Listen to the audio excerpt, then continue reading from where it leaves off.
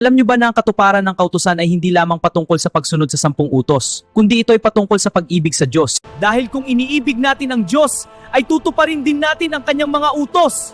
Dahil mas pinaunawa ng Diyos ang 10 kautusan sa pamamagitan ng 2 utos. Una, ibigin mo ang Diyos. Pangalawa ay ibigin mo ang iyong kapwa. Ang pagsunod sa kautusan ay ang pag-ibig sa Diyos ng buong puso, buong kaluluwa, buong pag-iisip at buong lakas. Hindi pwedeng iniibig natin ang Diyos at sinusuway natin ang kanyang mga utos. Ngayon, masasabi ba natin na ang 10 kautusan ay wala ng kabuluhan dahil sa bagong utos? Di ba hindi? Ito lamang ay nangangahulugan ng katuparan sa 10 utos ng Diyos. Dahil ang pag-ibig sa Diyos ay ang pagtupad sa kanyang mga utos. Ang pag-ibig ay ang katuparan ng kautusan at ang kautusan ay ang pag-ibig sa Diyos at sa ating kapwa. Sa muli, hanggang dito na lang. Ako nga pala si Kobe. See you sa susunod na episode. Diyos mabalos!